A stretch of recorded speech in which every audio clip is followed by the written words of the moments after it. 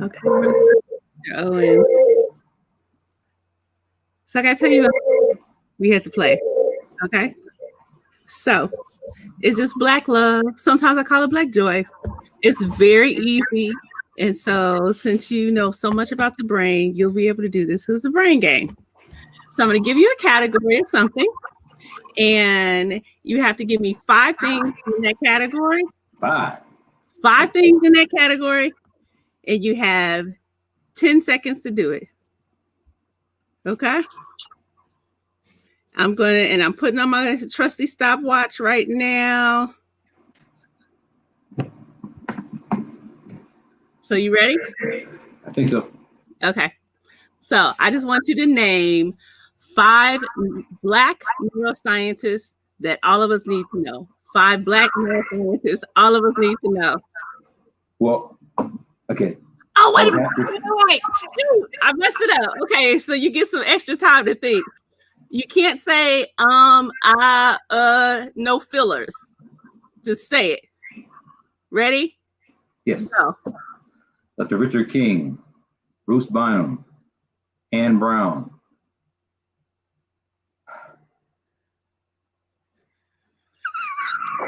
Can I say myself?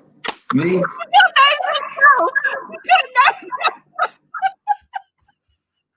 Coke Niana Rasayan. You're right. It is tough. Because not many of us. Al Harmon. But you didn't even say yourself. I did. I said, can I say myself? I was the 4th one. And Al Harmon. You did? Oh, okay. I didn't hear that. That's a hard one. Because you were trying to figure out what I do. So, yeah, the neuroscientist, it is a challenge. So, I think I got 5 in there, though. Okay. Richard King, Bruce Bynum, Tim Moore, Niana Rasayan, Al Harmon. Okay. There we go. There you go. Yes. Wait, are you a woman? You named a woman before. Well, I was going to say Dr. Welsing, but yeah, I said Niana Rasayan. That's a brother from Howard University. Wow. Yeah, Coco. He teaches at UDC. Okay. Al Harmon, Georgia State graduate, and he works at he's here in Georgia as a administrator. Got it. Well, and then we know the passing of definitely Dr. Welsing and also Dr. I'm thinking of her con name, psychiatrist that just died. Oh, Pat Newton. Dr. Newton. Yes. Yeah. So there are folks. I always like to do that because I think it is great for people to just realize that like we're normal people. True. And then the other person was Ann Brown. She's actually on that book, Why Darkness Matters, that we have out. So she's a co-author. So she's actually a biochemist. Got it. Anatomist. So we call her a neuroscientist also. Okay, good. So I see that people are already checking in. Good morning, everyone, or good afternoon, everyone. My name is Dr. Ifetayo Ojelade. Thank you for showing up today. I have a very special guest, my brother, my colleague, someone who has certainly taught me a lot in very subtle ways because he has a brilliant mind. Dr. Tim Moore, who is the department chair of psychology at Clark Atlanta University. He is also a physiological psychologist.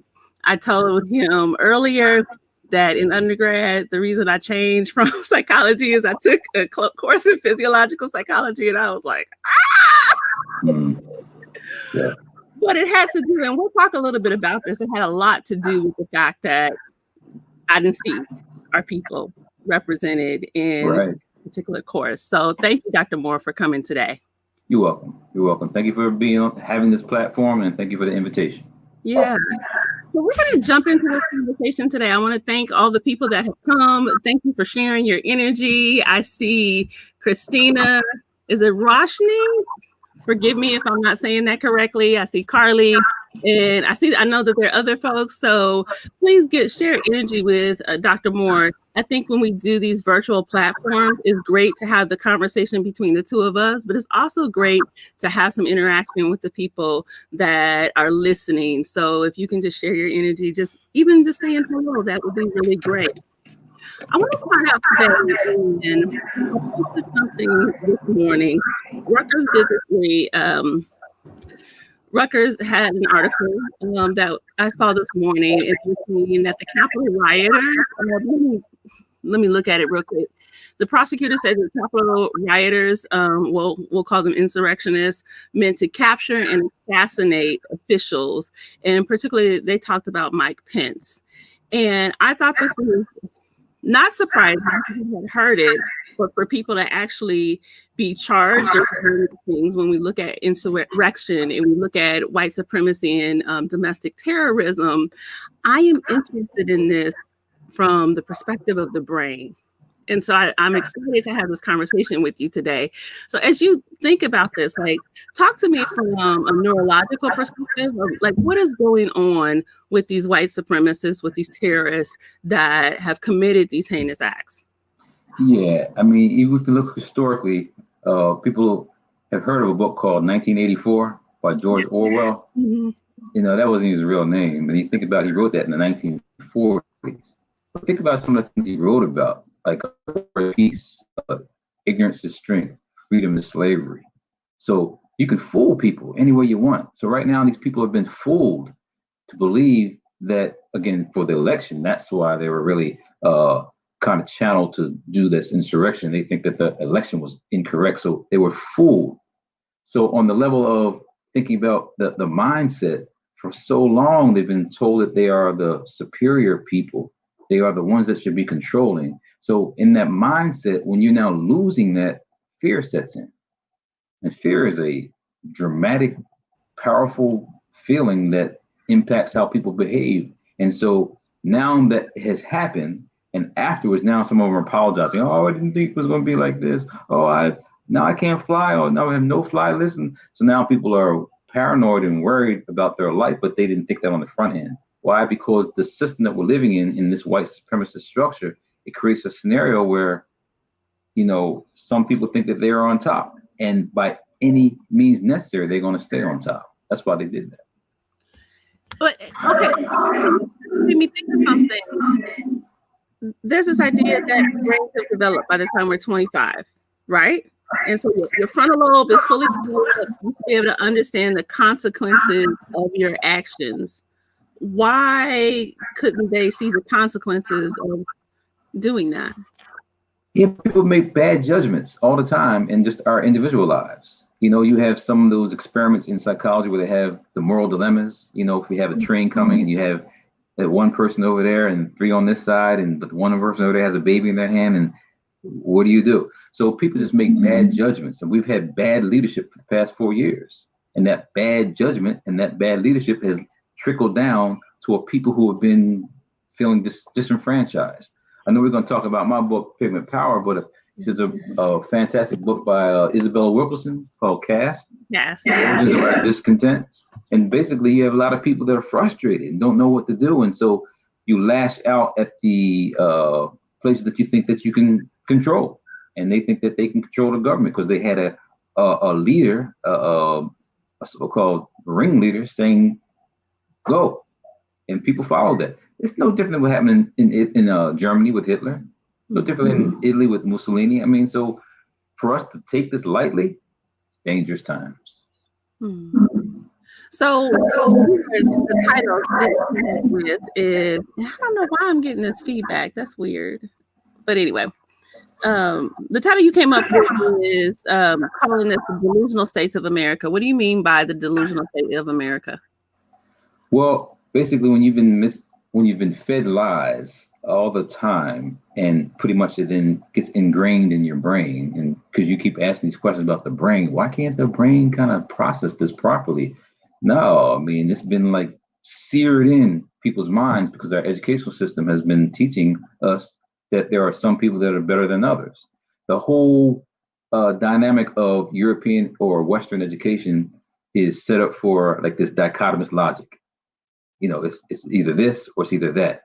So with the way that we've been told about white history or European history as the foundation, and that's all there is, you negate other cultures, other ethnic groups. So mentally speaking, when you're taught that and taught to think that you're superior, that's worse, in my opinion, than people who are taught to be inferior, because that's delusional. There's no way that you would think that you are the greatest people on the earth. If so, why would you have to have laws to keep other people in place? If you're so superior, they wouldn't be able to get to your level. So all the things that are happening in terms of the ways that our society has been kind of going up and down, from the slavery component to us being free, Reconstruction, now we're dealing with this scenario right here. People don't have jobs. People don't have access to resources. So you lash out to those who you think that you can control. And so the issue of not having access is where the problem is. So if I have to compete against you, that's a problem. That's for white people when they're thinking. If I compete against you, that means I don't have a job. Rather than us all working something out together where there's equality, no, you're not equal to me anyway. And where people are being taught that for so long, that it's so ingrained in the brain that it's hard to kind of squash that unless you start reading. And as we later on discuss, I'll have some slides that kind of show the progression of thinking as some people have written books on this. You ever heard of Nancy Eisenberg? She wrote a book called White Trash. Oh yeah. It's talking about class in America.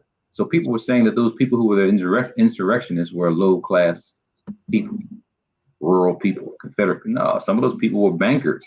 Some of those people were, government officials. They weren't just low class people. So they're all like we are taught in this educational system where some people are thought to be better than others. Therein lies the problem. So it's delusional.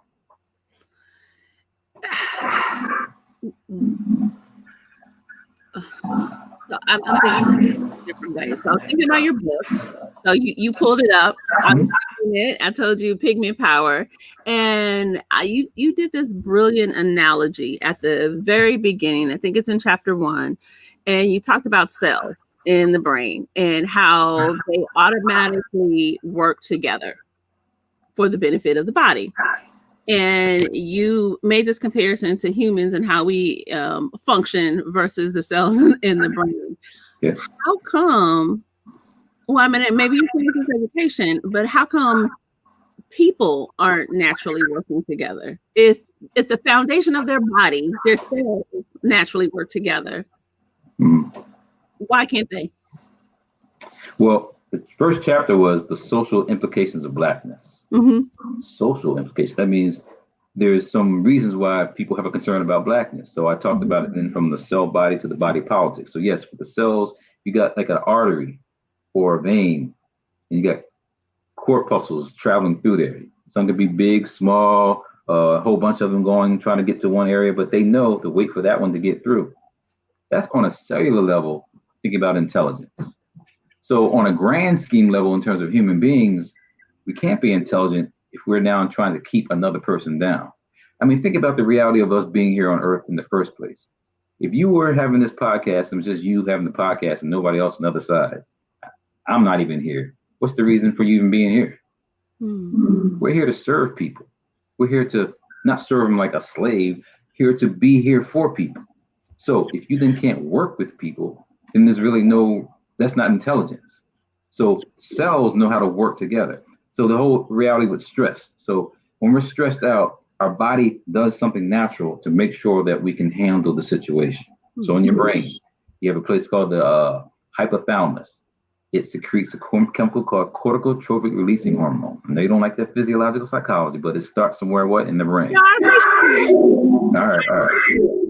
Well, then goes down to the pituitary gland and releases a chemical called ACTH, adrenal corticotropic stimulating hormone. That travels through your bloodstream, goes to your adrenal glands, kicks in something called cortisol, a steroid hormone. All that is happening pretty much without you thinking about it, but it's making sure that you don't have a problem dealing with the stress of the situation.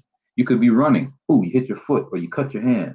You don't have time to look at that. You better deal with the situation. That insurrection that happened, people had to, at the Capitol, they had to make a decision at that moment. Maxine Waters said, I'm not leaving my office. That was a rational decision she made. I'm not going out there. I'm staying in my office. And guess what? The people who went in that public area, some of them caught COVID-19. Why? Or the coronavirus. Why? Because they were in a public area where some people didn't honor having masks on. And guess what? Got sick. It was a judgment call. So I'm saying when you're dealing with stress, some people sometimes make the wrong decisions. So with cortisol circulating in the body, it's a hormone, but if it's being circulated too much, it's inundating your cells. It's a steroid hormone. It's going to have a negative impact on your body in the long run. So stress then causes bad health. So is that one of the foundations? I already know the answer to this question. Is that one of the foundations for people of African descent and like health-related issues? Well, we do study there's hypertension and blood pressure issues that we do have and exist more so than others. I know you know the studies. People talk about John Henryism, related to the folklore character who was using a hammer to beat a machine, and so people are always working harder and harder. And we know, and I talk about in the book about telomeres. Telomeres are like the ends of a shoestring. You have a shoestring, and you have like little cap on the end of the shoestring. Mm-hmm. So on the end of your DNA, these little caps, if they start shrinking, it adds to aging. So so stress causes those telomeres to shrink more so than others. So with stress and Black people and the situation we go through, I mean, microaggressions are something that people don't pay attention to. I asked you about the term before when we had a discussion about a psychophysiologist. That's a person that studies your body's response to something you're seeing. So if we had an image on one side of a woman that's being accosted by a police officer on the side of the road, and you ask a Black group of people or a white group of people to look at that, those two different cohorts may have different responses to what they're observing. So the Sandra Bland story, seeing that cop harassing her. As a Black man, I'm looking at that one, just leave her alone. What's the problems? Versus white people, why can't she just be quiet? Why won't she just not say anything? Two different perspectives on the exact same scenario. So the body's going to respond differently to that. So microaggressions over time have an impact on people's stress and people's health. Which makes sense. Before I ask my question, Francine is asking, where can she get your book? Okay. So I was going to say you can say, but if you also want to put it in the chat, if you want to put the link in the chat on the right hand side of the screen. Yeah, I can do that because I'm trying to keep up with you first.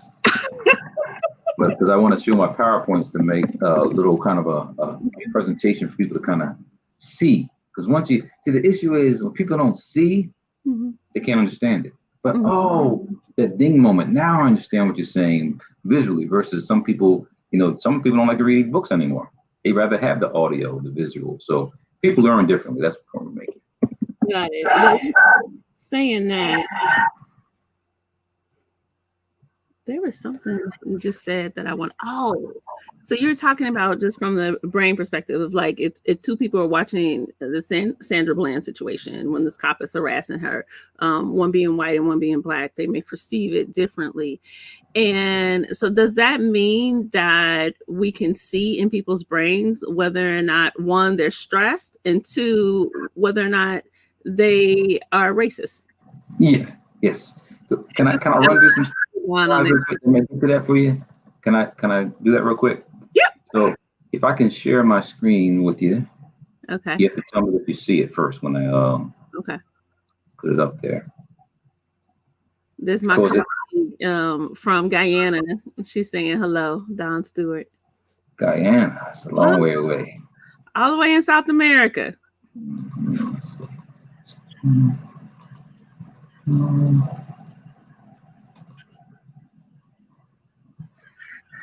So I should have put this up there before. Oh, it's all good. So you don't see that? Not yet. Because yes, there are ways to look at the brain via scans, and the issue is the neuroethics of doing that. If you can say, looking at a person's brain, does that mean you can now, do you now say that they shouldn't get a job because their brains lit up saying that they don't like Black or images dealing with Black people? Let's see. So do you see anything? You do? Mm-hmm. Okay. So now we see a bunch of pieces of your screen.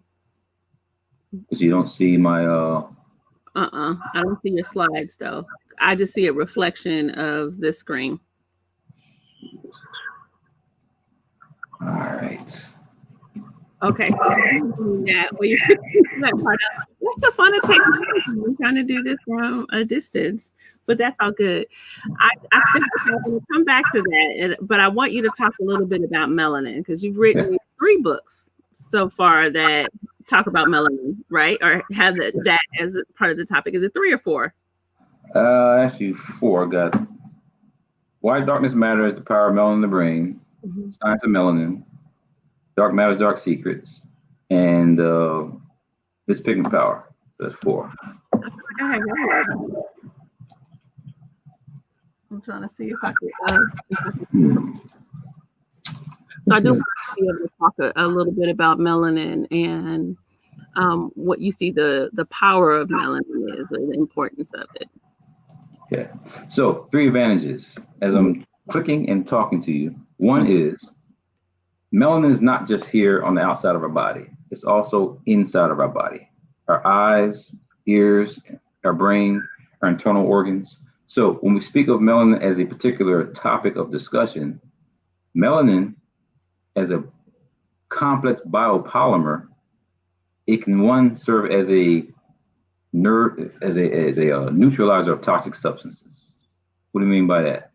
We mean that if there's some bad material like free radicals or things that can destroy your cells in or outside of your body, melanin neutralizes that, so your body does not get destroyed. That's why they say people with melanin on their outside of the skin look younger than people who are what? Melanin recessive, but don't have a lot of melanin on their skin. So when you hear the terms black doesn't crack, it pertains to that first particular advantage. Secondly, it acts as a nerve conduction facilitator, meaning that the place that you find it in the brain or even in the body, it helps to transmit stimuli so that the brain or the body can recognize it. For example, we're seeing one another right now with these light, with this photon, with this stimuli, but the brain must interpret that. So in the back of your eyeball, if there wasn't any blackness on the back of your eyeball, this pigmented cell layer, you'd basically be blind, you couldn't see. In your ear, it's the same thing. You have inner ear melanin.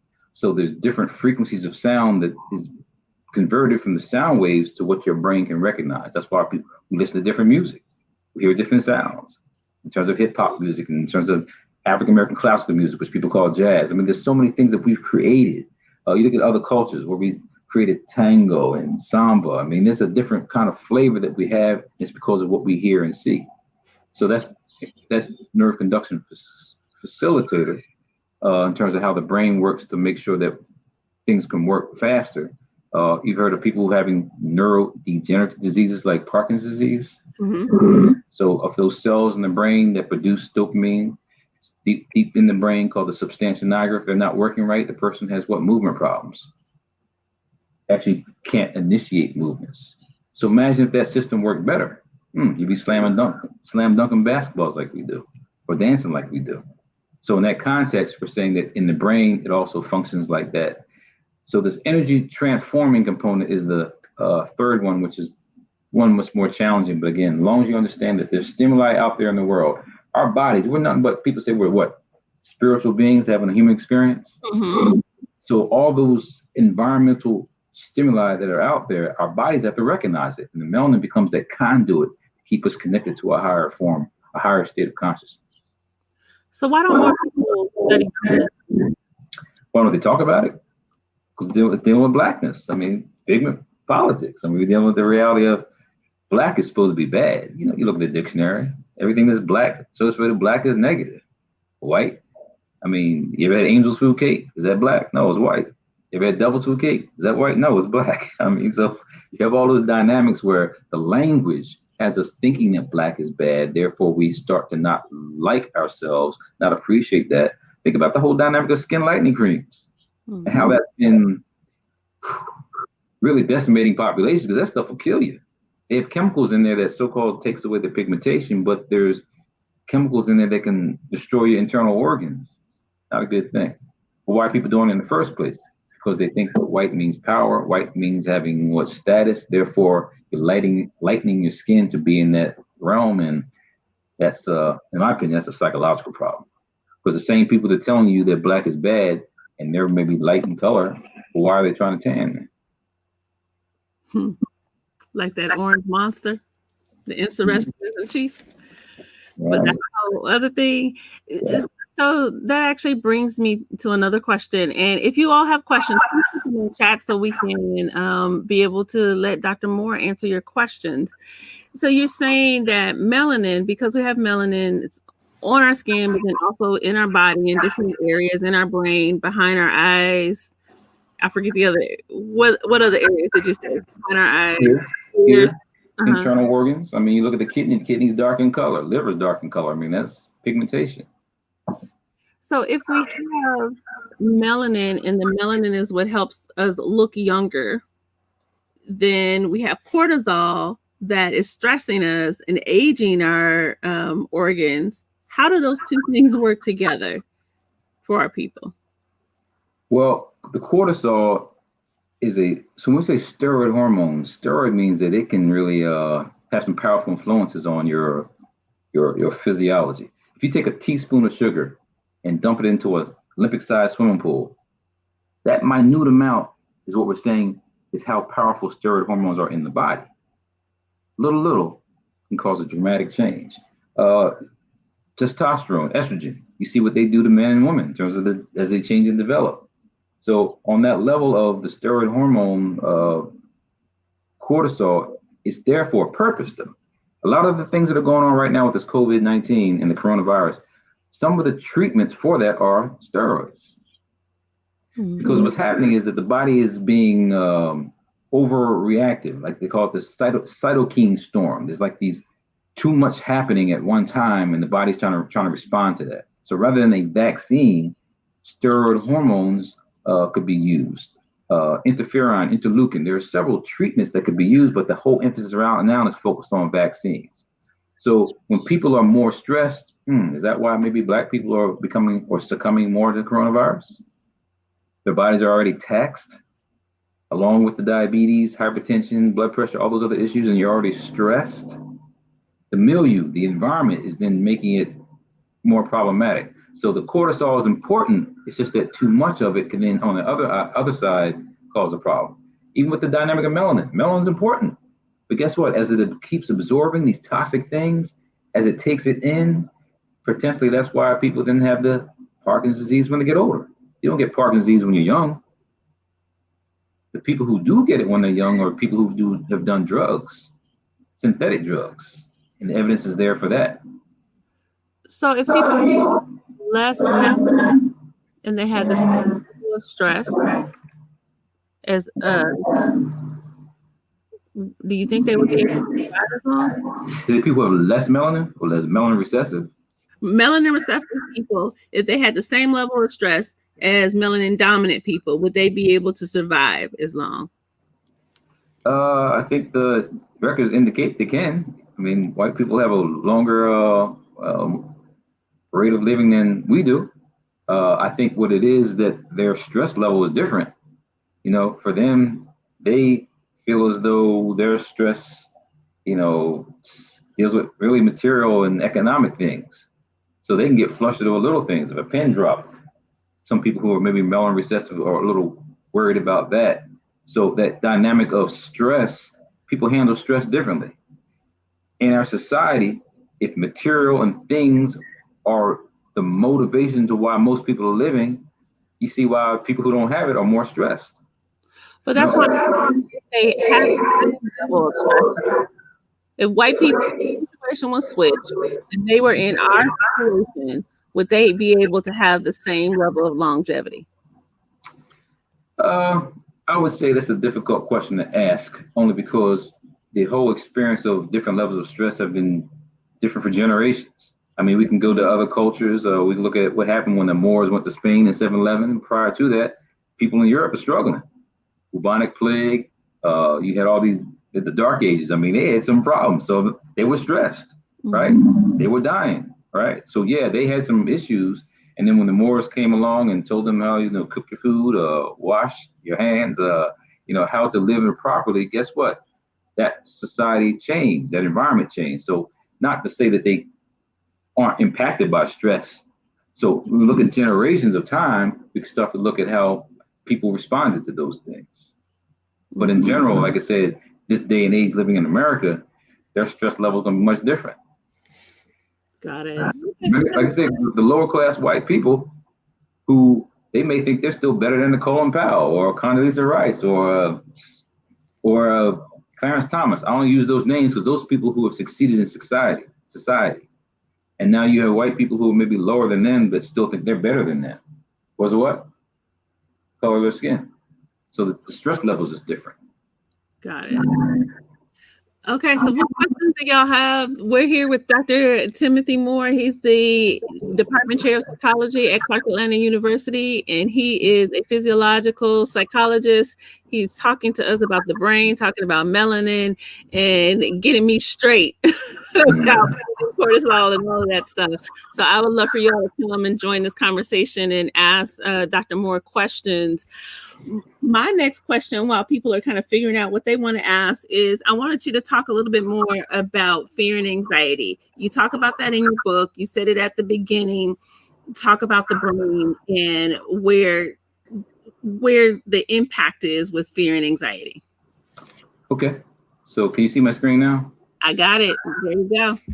All right. Let me run through this quick to get to your questions that you asked since we have a little bit of time. Mm-hmm. So Bobby Wright is a clinical psychologist back in the day, Garfield Park, Chicago, started one of the first Black mental health clinics for us, created a term called menticide.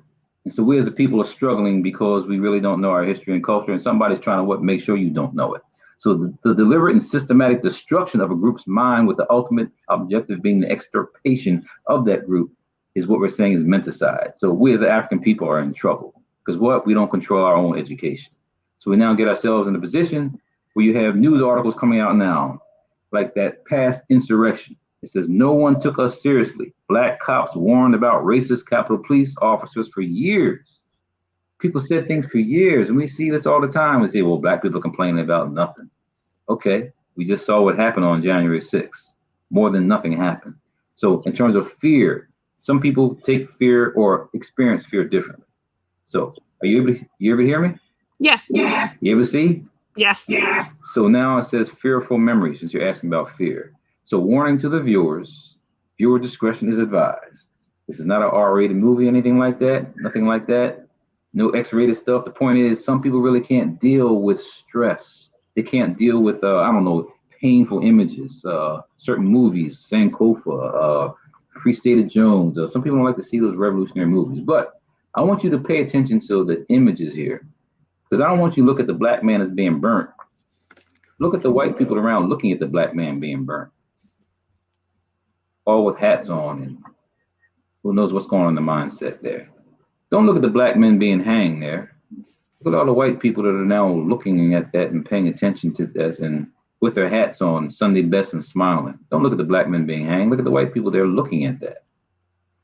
Don't look at the Black man as burnt to a crisp as he's being hung. Look at the white people that are, enjoying the situation.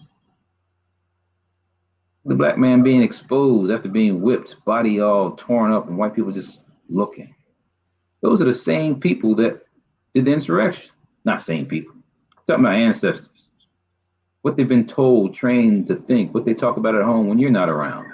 So the mindset of the people that could do what they did on the 6th of January, it extends a long way. So from the beginning, it's stamped from the beginning. Ibram Kendi wrote an excellent book. If you get a chance to read that, talking about how history and the racist ideas that have been developed, they're here. This is part of our culture. We've never addressed it. I told you, asked you about Nancy Eisenberg earlier, but the book White Trash is not just about talking negative about white people. It's talking about class in America and how Donald Trump has used a certain group of people as his cannon fodder and sent them up there to be shot down, or they didn't get shot down, but sent them up there to the Capitol for a mess. So class becomes a problem. So a Black man's perspective from Kendi's book, racial discrimination leads to racist ideas, leads to ignorance and hate. And that's what we see going on in America today, the delusional states of America. A white woman's perspective in her book, she says, if we do not study ourselves with due attention to disturbing patterns, it's not Black people she's talking to, it's talking about white people. If we do not study ourselves with due attention to disturbing patterns in our history, we will be learning little and democracy can scarcely claim to be the best form of government. You saw what happened on the 6th. Was that democratic? That was a coup. That was like what happens in other places that don't have democracies. So as we fast forward here, we know the challenge, we know the issue. Here's a little cartoon with Trump there and KKK folks like, hey, we missed the black guy. I wonder who the black guy they're talking about. You know who it is, Obama. That's what I talked about in my first chapter of the book, about the change and transition of mentally thinking about things from what Obama to the backlash, which is Trump. So they continually said that the election was a fraud. Look at this study in 1992. When a lie becomes memory's truth, memory distortion after exposure to misinformation. Misleading information can turn a lie into memory's truth. And that's what happened when people are still saying the elections were a fraud. People are still saying that this was a joke. It can cause people to believe that they saw things differently from the way things actually were. That's delusional. It can make people confident about false memories and also apparently impair earlier recollections. Once adopted, the newly created memories can be believed as strongly as genuine memories. People really believe that the elections were rigged. So the emotions in the brain, deep in that temporal lobe, there is the amygdala. The amygdala is the key neuroanatomical site that is processing this fear and aggression. It's kind of being stimulated. It can be taken out physically in terms of experimentation, and the person wouldn't have a fear of anything. It can be stimulated, making a person really aggressive. So the technical nature of the amygdala, that center right there in the temporal lobe, is one on the left side, one on the right side. It's like an almond-shaped structure.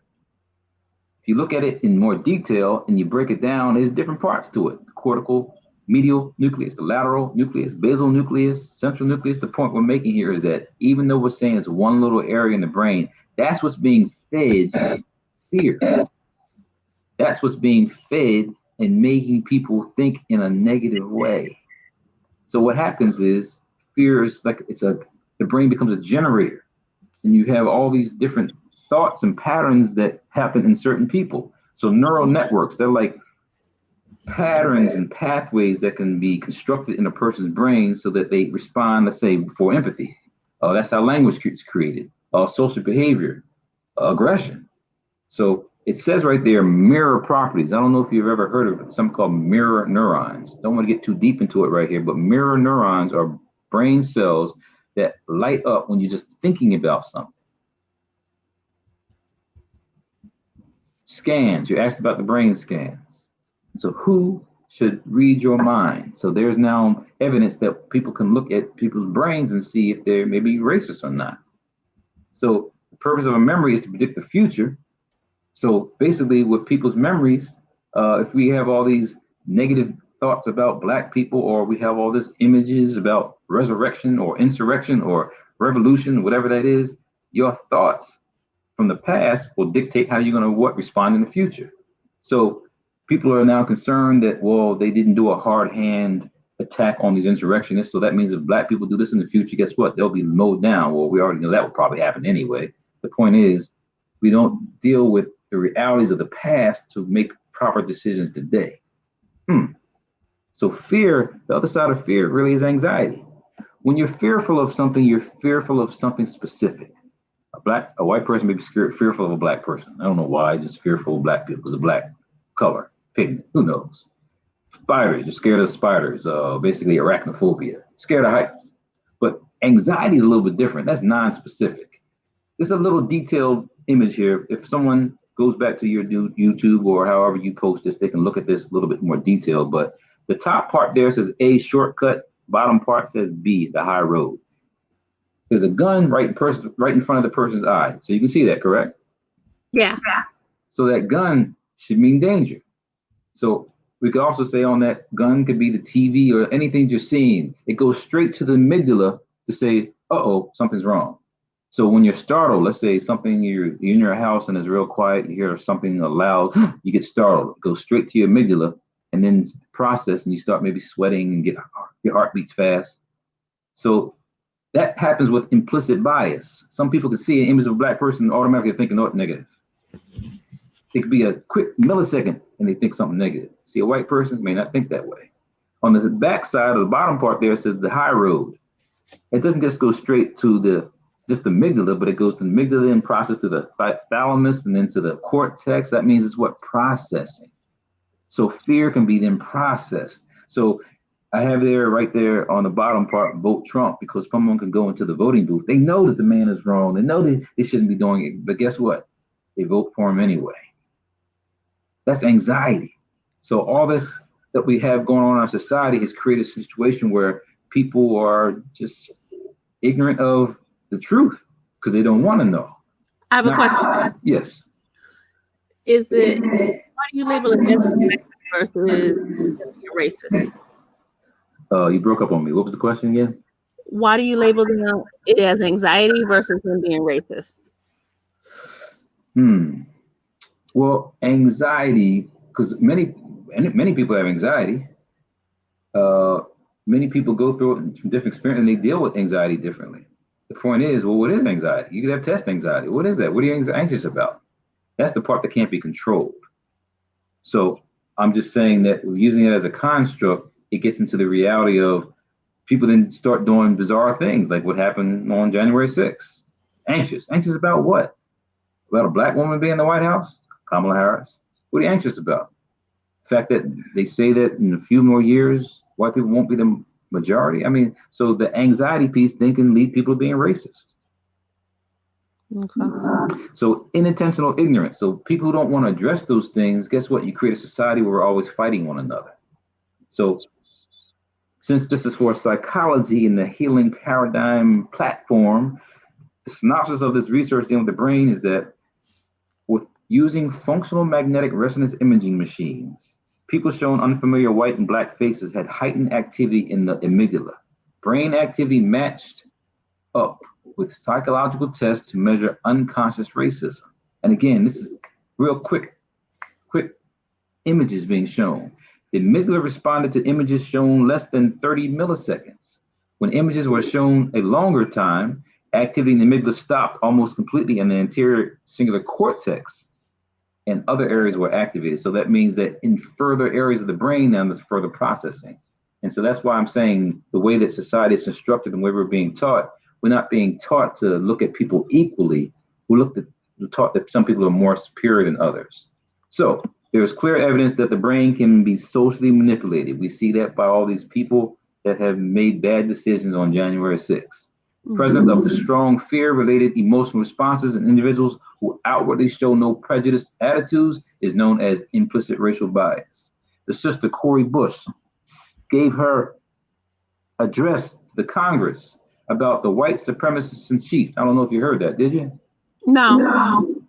The sister Bush, who now is in the Congress, elected by her community there in St. Louis, said the Supreme called him a white supremacist in chief. Guess what? She got booed by her fellow congressmen. Wow. She got booed because they wouldn't agree with that. I wonder why. Because they have a different perspective of how they look at white people. So overcoming hatred requires exposure to a critical consciousness. Well, some people don't want that. So educators must be serious about discussing the reactive responses to oppression. So that's what you do with the healing paradigm. You're trying to get people to find their own way. So in conclusion here with the slides, make your own trail. You've traveled, you've read, you activate your mind, you investigate alternative worldviews, and you look in the mirror to look at what you need to do to make a change. So that's the trail. Travel, read, activate your mind, investigate, look in the mirror.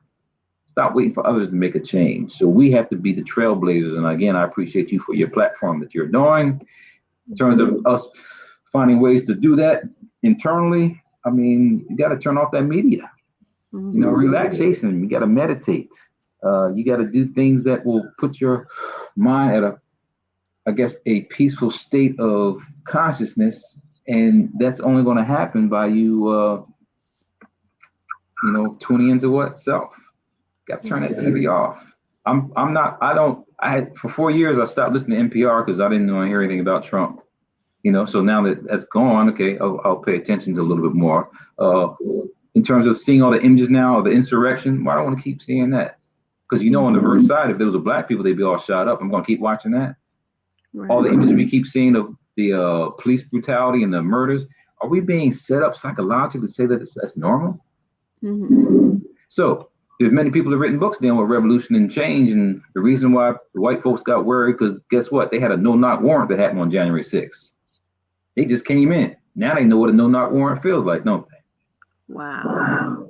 Let me put these questions up since my audio seems to be weird. So Francine says, how can you be more interactive with the melanin in a psychological session? Interesting. Right.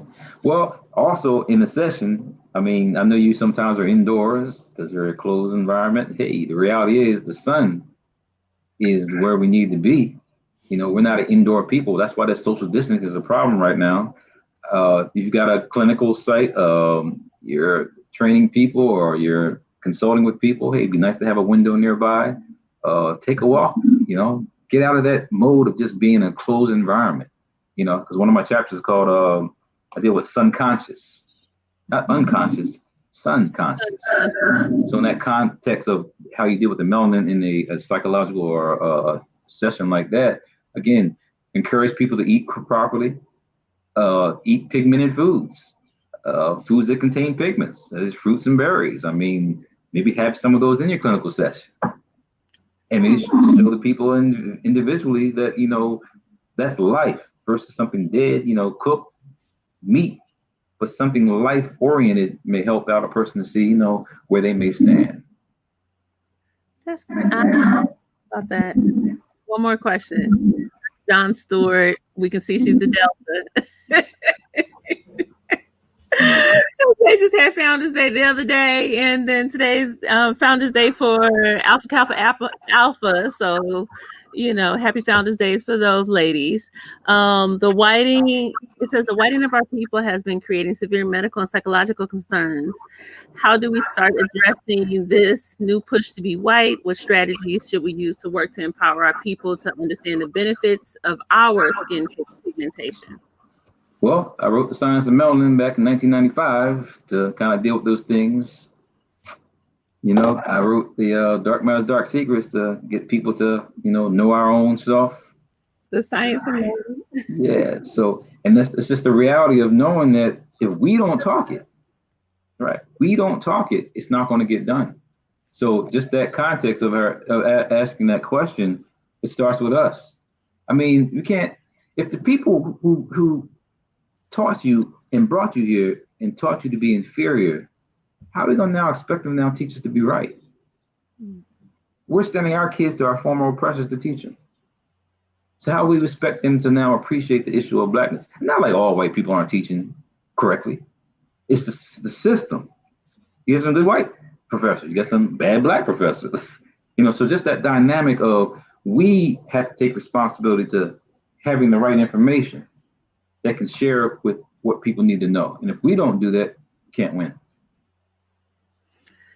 In your book, I think I showed all of them, I put them all in the chat. In your book, one of the things that you talk about is penis psychosis and Pigment Power. Talk to me about what is penis psychosis.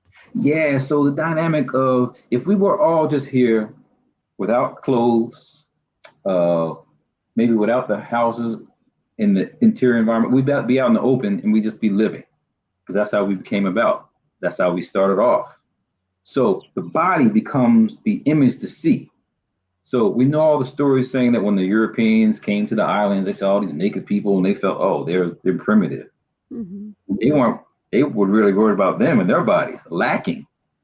So when you're looking at other people and seeing what they have and you see what you have and you lack, that creates a psychosis.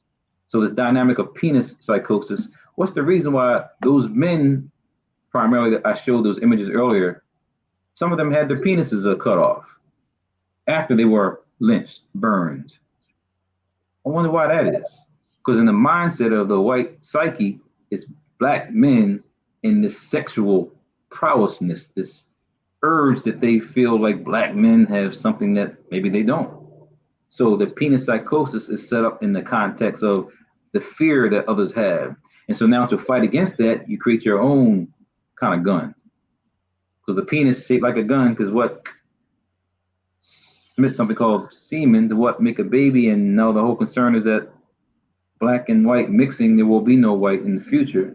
So mentally speaking, the penis psychosis relates to what can I do to eliminate that? So we see all this police brutality. We see all this dynamics of black men being attacked. Big Eric Gardner had to be tackled by what, 4 or 5 white men for selling who knows? Loose cigarettes. And so he was attacked. The story goes on. Little kid, Tamir Rice in Cleveland with a water pistol. White man, as soon as he gets out, shoots the little man. The stories are there. We'll keep on saying. The point is to stop watching those stories, but it's a penis psychosis going on where they must be fearing something. Someone what take out the gun and shoot first rather than what talking about this scenario. So the insurrection that happened on the 6th, that didn't happen.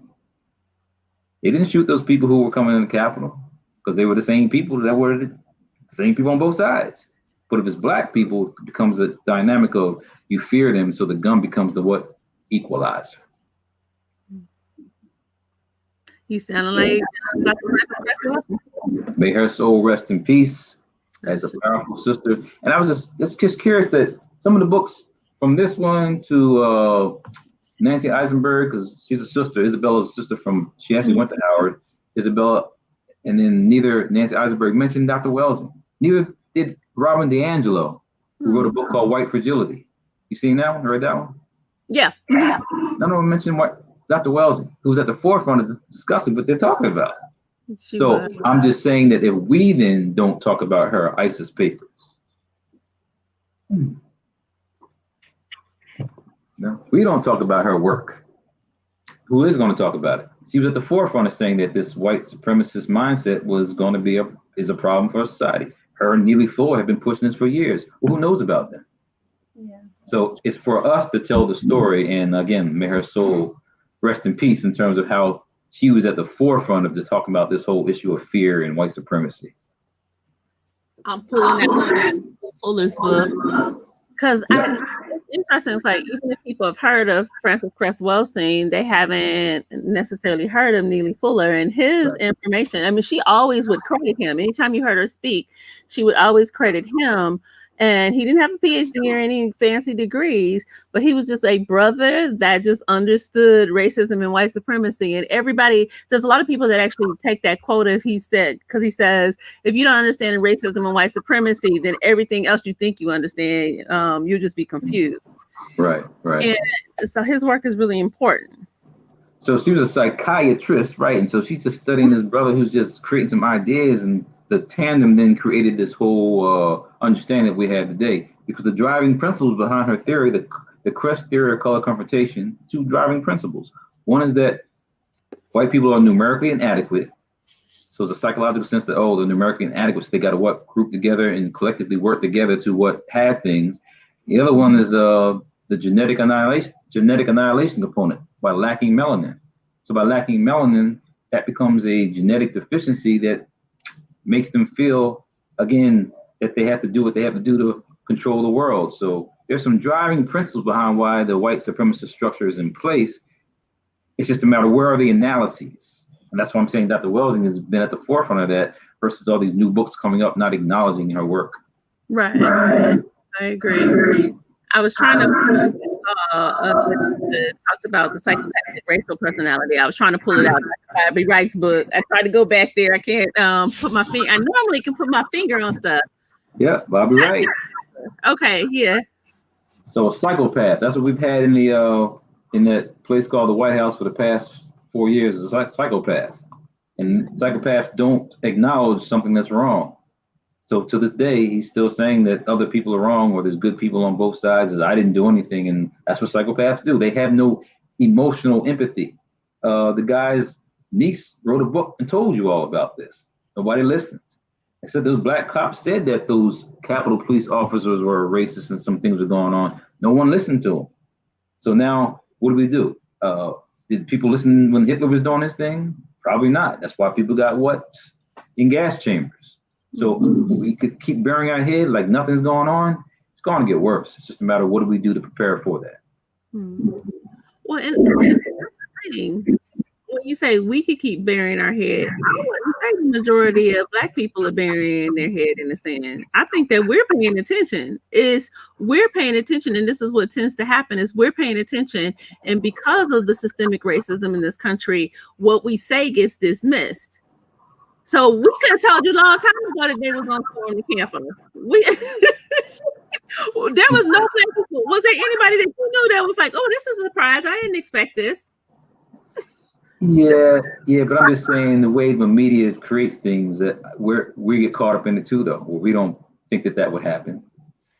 Some of us, I mean, those who are conscious may be prepared and know, but most people, again, this society and this educational system, that whole Michael Jackson thing, can't we all just get along? We are the world, and that ain't the way it really is. Mm-hmm. And so people get suckered in thinking that things are going to be all right. I mean, look at all the scenarios of our empathy when we were attacked. South Carolina, 9 people in church, white boy coming to shoot them up. And after that, what's going to happen?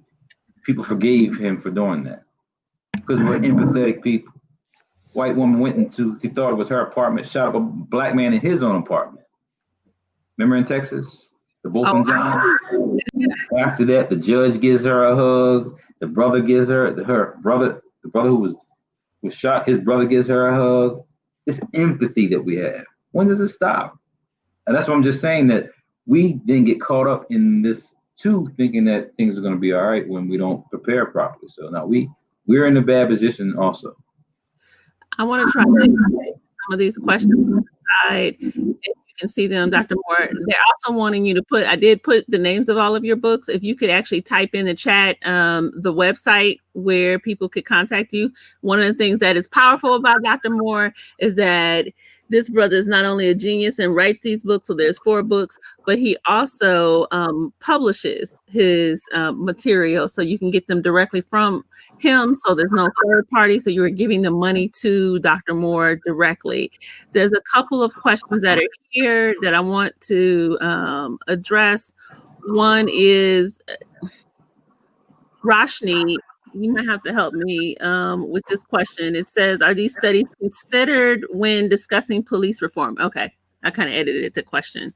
So what you were talking about, particularly in terms of implicit bias, is that when people are talking about police reform, are they looking at these studies? I would say they're ignored because the fact that people have body cams and they don't use them. People don't really want to rectify the scenario. I mean, the whole situation with the slave culture, I mean, slavery by another name. The penal system is just an extension of slavery. So the penal system, with the way that people are being not just attacked, but being corralled in terms of the law enforcement, they're not trying to rectify that stuff. The whole blue blood, the whole blue code, I mean, it's the system. That has to be broken. And if that's not going to be broken, then we're going to, next 10 years, the same situation. So I would say that, yes, it'd be nice to be able to use those studies, but how many people made calls out during the insurrection and nobody came? Mm-hmm. How many people made calls and nobody came? Because the system was structured so that it wouldn't come. Right. Commander-in-Chief was somewhere eating popcorn, watching it on video. So I'm just saying that those studies are there and can be used, but we know that's not serious. I mean, people don't wear the body cams when there's a problem. Well, when I was in graduated a decade ago at this point, and you graduated before I did, there were a lot. We had to take a class that was social psychology. It wasn't fun, but it was a formative class that I took, because what Dr. Moore is saying is absolutely correct. So a decade ago, there were tons and tons of studies that talk about implicit bias with the police. So there's a ton of data. Like they absolutely know that a white cop, a Black man with a cell phone or nothing in their hand, is more likely to shoot that Black man that's unarmed than a white man that's armed. We already know that. It's in the data. The research is clear. So this isn't a question of whether or not people are using the research or does the research exist.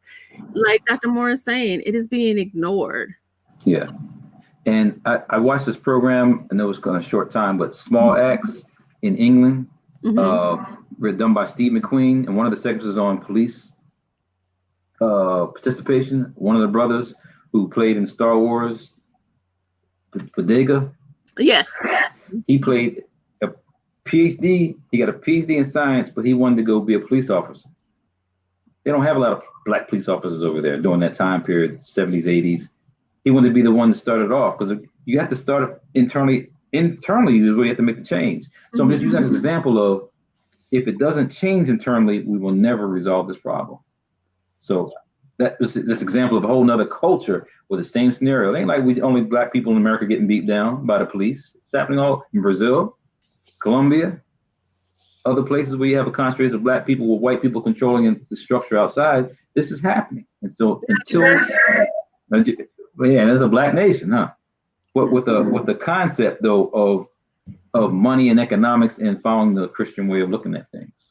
Right. So Dr. Moore, at the end of our time, that time went by really super quick.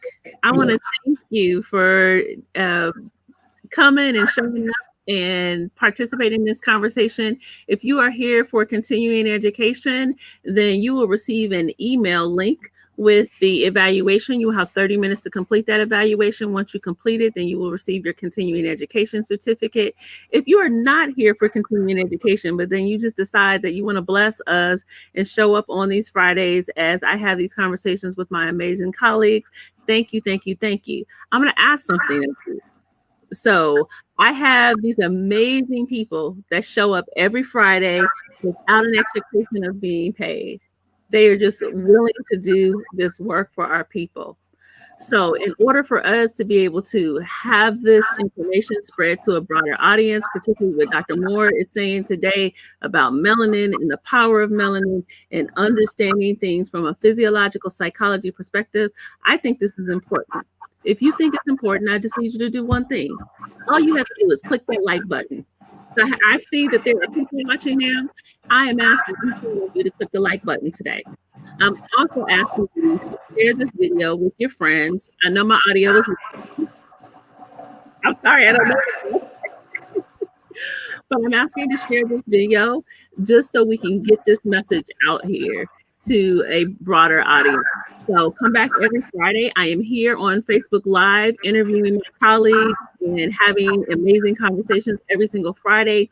If you are interested in us kind of going beyond just things from a mental health perspective, I am also live on Wednesdays at 3 o'clock. One more question, Dr. Moore. Can I get you to do one more question? Okay. So Adisa says, would you say that it is our melanin that helps us maintain our humanity? I think it's our cultural experience primarily, because we just said about Nigeria. I mean, what's happening in Nigeria? I mean, you got the government attacking its own people. You got the Boko Haram acting wacky and wild. I mean, so I just think it's the cultural experience that then creates the humanity. And with us being sun people or being people in an environment where life is in existence versus cold, dank, and snow and ice, that creates a whole different kind of context of humanity. So really it's the cultural experience. I like to focus on Sheikh and Diop's work to emphasize that. So he wrote a book called African Origins of Reality, Myth of Reality. Well, African Origins of Civilization, Myth of Reality. He focuses on that whole cultural component. So I would look at, again, the cultural environment, and the melanin becomes an important component for us being healthy, to be in our environment. I mean, the sun is not an enemy. The sun is our friend. Great. So again, remember to share it, and remember to come back here every Friday at 12 o'clock. I'm hanging out with my colleagues. You all take care.